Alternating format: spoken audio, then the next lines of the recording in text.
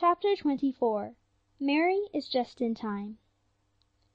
The autumn of 1916 was a bitter season for Ingleside. Mrs. Blythe's return to health was slow, and sorrow and loneliness were in all hearts. Everyone tried to hide it from the others and carry on cheerfully. Rilla laughed a good deal. Nobody at Ingleside was deceived by her laughter. It came from her lips only, never from her heart. But outsiders said some people got over trouble very easily, and Irene Howard remarked that she was surprised to find how shallow Rilla Blythe really was. Why, after all her pose of being so devoted to Walter, she doesn't seem to mind his death at all. Nobody has ever seen her shed a tear or heard her mention his name. She has evidently quite forgotten him. Poor fellow! You'd really think his family would feel it more. I spoke of him to Rilla at the last Junior Red meeting, of how fine and brave and splendid he was, and I said life could never be just the same to me again, now that Walter had gone. We were such friends, you know. Why, I was the very first person he told about having enlisted. And Rilla answered, as coolly and indifferently as if she were speaking of an entire stranger, "He was just one of many fine and splendid boys who have given everything for their country." Well, I wish I could take things as calmly, but I'm not made like that. I'm so sensitive. Things hurt me terribly. I never really get over them. I asked Rilla right out why she didn't put on mourning for Walter. She said her mother didn't wish it, but everyone is talking about it. "Rilla doesn't wear colours, nothing but white," protested Betty Mead. "White becomes her better than anything else," said Irene significantly. "And we all know black doesn't suit her complexion at all. But of course I'm not saying that is the reason she doesn't wear it. Only it's funny. If my brother had died, I'd have gone into deep mourning. I wouldn't have had the heart for anything else. I confess I'm disappointed in Rilla Blythe." "I am not, then," cried Betty Mead loyally. "I think Rilla is just a wonderful girl. A few years ago I admit I did think she was rather too vain and gigglesome, but now she is nothing of the sort. I don't think there's a girl in the Glen who is so unselfish and plucky as Rilla, or who has done her bit as thoroughly and patiently. Our Junior Red Cross would have gone on the rocks a dozen times if it hadn't been for her tact and perseverance and enthusiasm. You know that perfectly well, Irene." "Why, I am not running Rilla down," said Irene, opening her eyes widely. "It was only her lack of feeling I was criticizing. I suppose she can't help it. Of course, she's a born manager. Everyone knows that. She's very fond of managing, too. And people like that are very necessary, I admit. So don't look at me as if I'd said something perfectly dreadful, Betty, please. I'm quite willing to agree that Rilla Blythe is the embodiment of all the virtues, if that will please you. And no doubt it is a virtue to be quite unmoved by things that would crush most people." Some of Irene's remarks were reported to Rilla, but they did not hurt her as they would once have done. They didn't matter, that was all. Life was too big to leave room for pettiness. She had a pact to keep, and work to do. And through the long, hard days and weeks of that disastrous autumn, she was faithful to her task. The war news was constantly bad, for Germany marched from victory to victory over poor Romania. "Foreigners, foreigners," Susan muttered dubiously. "Russians or Romanians or whatever they may be, they are foreigners, and you cannot tie to them. But after Verdun I shall not give up hope. And can you tell me, Mrs. Doctor dear, if the Dobruja is a river or a mountain range or a condition of the atmosphere?" The presidential election in the United States came off in November, and Susan was red hot over that, and quite apologetic for her excitement. "I never thought I would live to see the day when I would be interested in a Yankee election, Mrs. Doctor dear. It only goes to show we can never know what we will come to in this world, and therefore we should not be proud." Susan stayed up late on the evening of the 11th, ostensibly to finish a pair of socks. But she phoned down to Carter Flagg's store at the intervals, and when the first report came through that Hughes had been elected, she stalked solemnly upstairs to Mrs. Blythe's room and announced it in a thrilling whisper from the foot of the bed. "I thought, if you were not asleep, you would be interested in knowing it. I believe it is for the best. Perhaps he will just fall to writing notes too, Mrs. Doctor dear, but I hope for better things. I never was very partial to whiskers, but one cannot have everything." When news came in the morning that after all Wilson was re-elected, Susan tacked to catch another breeze of optimism. "Well, better a fool you know than a fool you do not know, as the old proverb has it," she remarked cheerfully. "Not that I hold Woodrow to be a fool by any means, though by times you would not think he had the sense he was born with. But he is a good letter-writer at least, and we do not know if the Hughes man is even that. All things being considered, I commend the Yankees. They have shown good sense, and I do not mind admitting it. Cousin Sophia wanted them to elect Roosevelt, and is much disgruntled because they would not give him a chance. I had a hankering for him myself, but we must believe that Providence overrules these matters and be satisfied, though what the Almighty means in this affair of Roumania I cannot fathom, saying it with all reverence." Susan fathomed it, or thought she did, when the Asquith ministry went down, and Lloyd George became Premier. "Mrs. Doctor dear, Lloyd George is at the helm at last. I have been praying for this for many a day. Now we shall soon see a blessed change. It took the Roumanian disaster to bring it about, no less, and that is the meaning of it, though I could not see it before. There will be no more shilly-shallying. I consider that the war is as good as won, and that I shall tie to, whether Bucharest falls or not."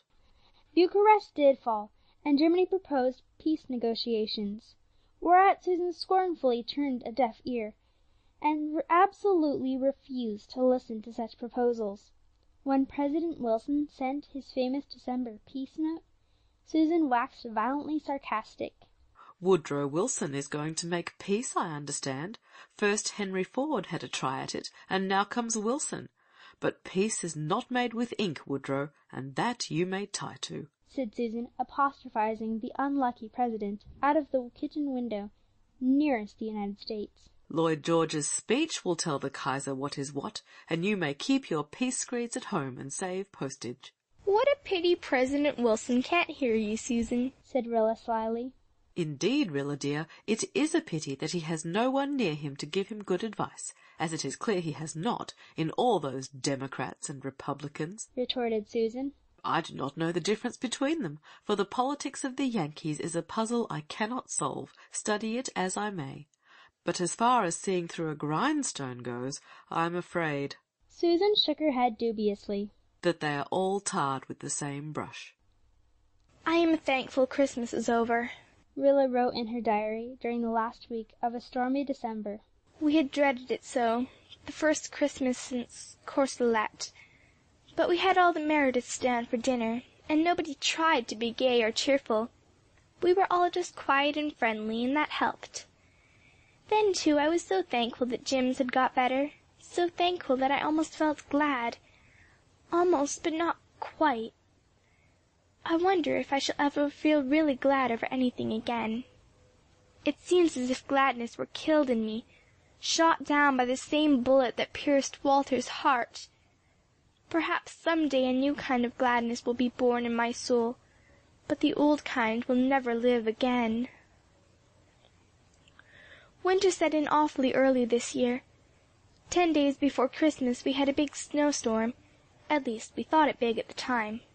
As it happened, it was only a prelude to the real performance.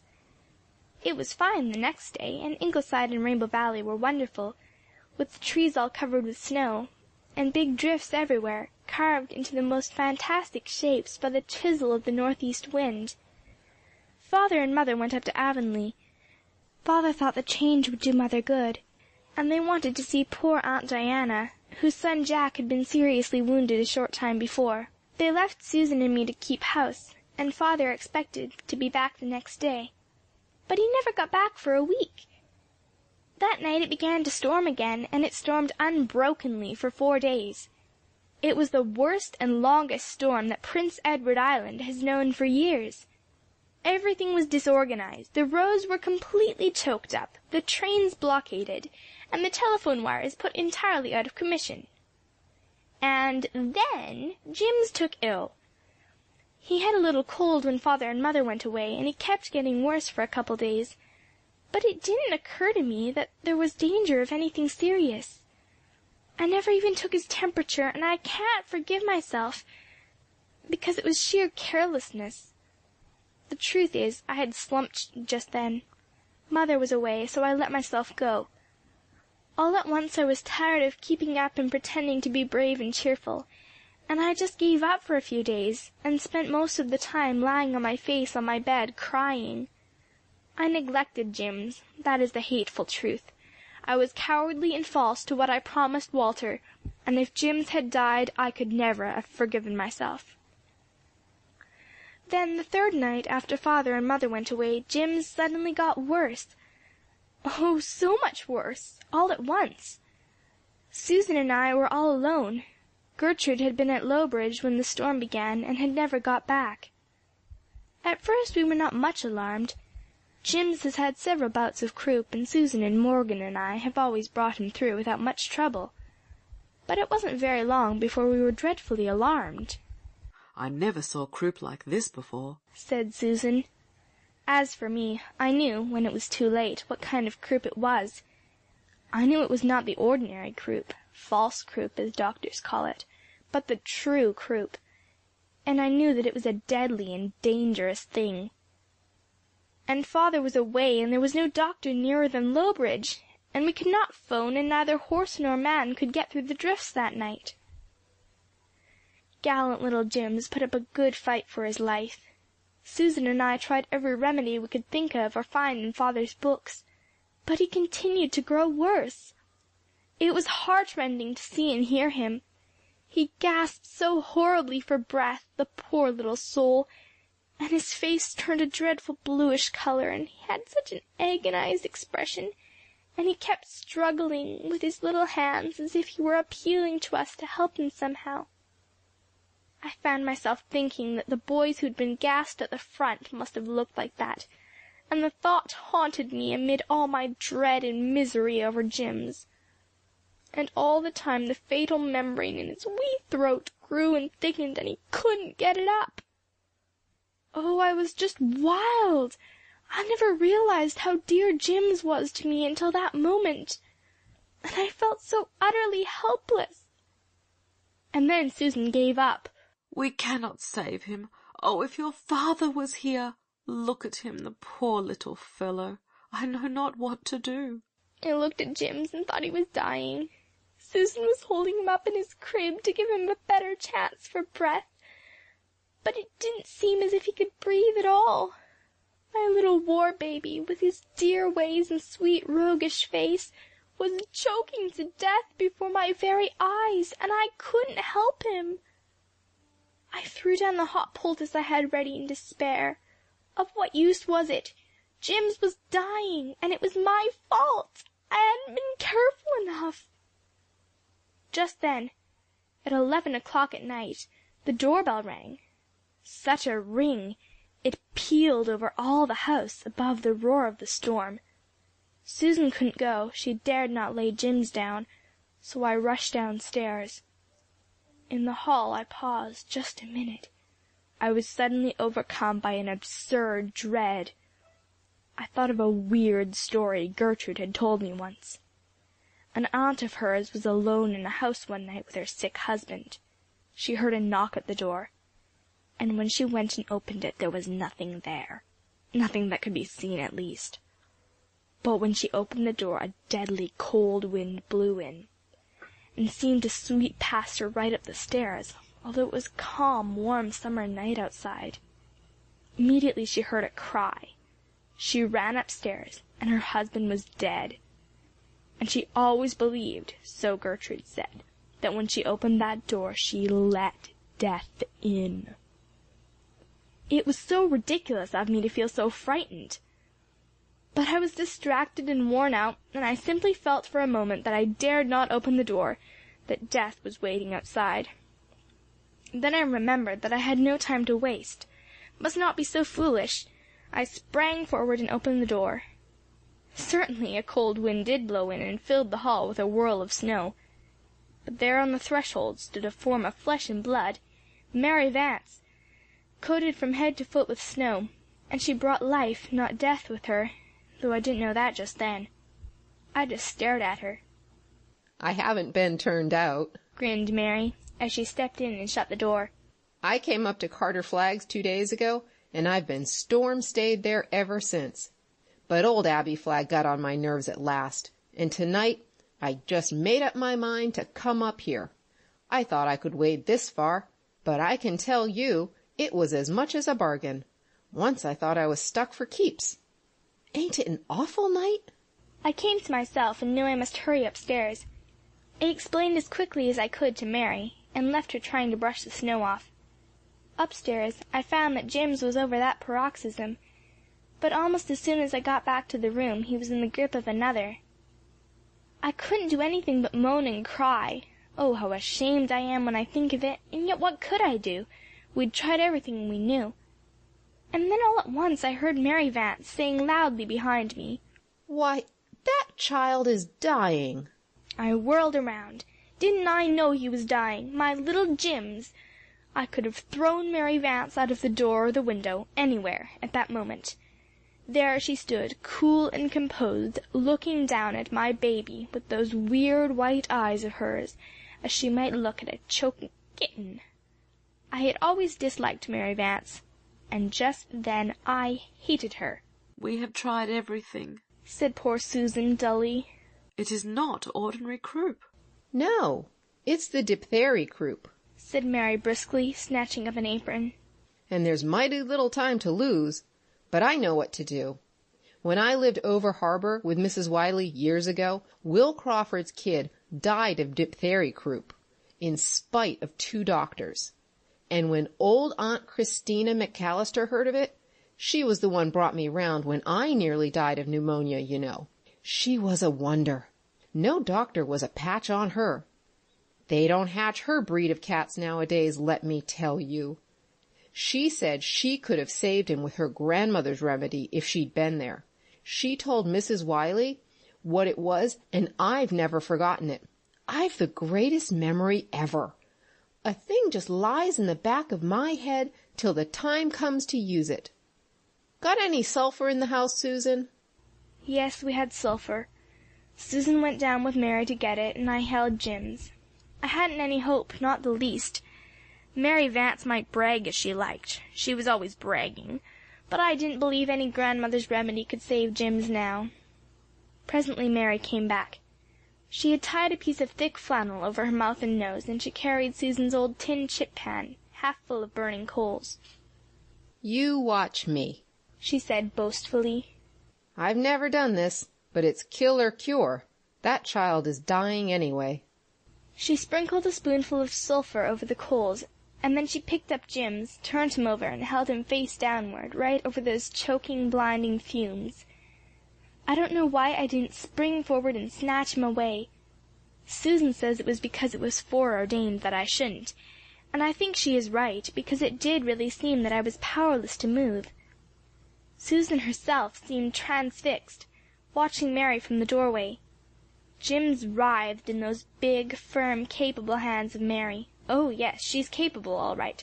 And choked and wheezed, and choked and wheezed, and I felt that he was being tortured to death. And then all at once, after what seemed to me an hour, though it really wasn't long, he coughed up the membrane that was killing him. Mary turned him over and laid him back on his bed. He was white as marble, and the tears were pouring out of his brown eyes, but that awful livid look was gone from his face, and he could breathe quite easily. "Wasn't that some trick?" said Mary gaily. "I hadn't any idea how it would work, but I just took a chance. I'll smoke his throat out again, once or twice before morning, just to kill all the germs. But you'll see, he'll be all right now." Jims went right to sleep, real sleep, not coma, as I feared at first. Mary smoked him, as she called it, twice through the night, and at daylight his throat was perfectly clear, and his temperature was almost normal. When I made sure of that, I turned and looked at Mary Vance. She was sitting on the lounge, laying down the law to Susan on some subject about which Susan must have known 40 times as much as she did. But I didn't mind how much law she laid down or how much she bragged. She had a right to brag. She had dared to do what I would never have dared, and had saved Jims from a horrible death. It didn't matter any more that she had once chased me through the glen with a codfish. It didn't matter that she had smeared goose grease all over my dream of romance the night of the lighthouse dance. It didn't matter that she thought she knew more than anybody else and always rubbed it in. I would never dislike Mary Vance again. I went over to her and kissed her. "What's up now?" she said. "Nothing, only I'm so grateful to you, Mary." "Well, I think you ought to be, that's a fact. You two would have let that baby die on your hands if I hadn't happened along," said Mary, just beaming with complacency. She got Susan and me a tip-top breakfast, and made us eat it, and bossed the life out of us, as Susan says, for 2 days, until the roads were open so that she could get home.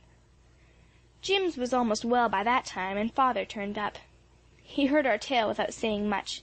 Father's rather scornful generally about what he calls old wives' remedies.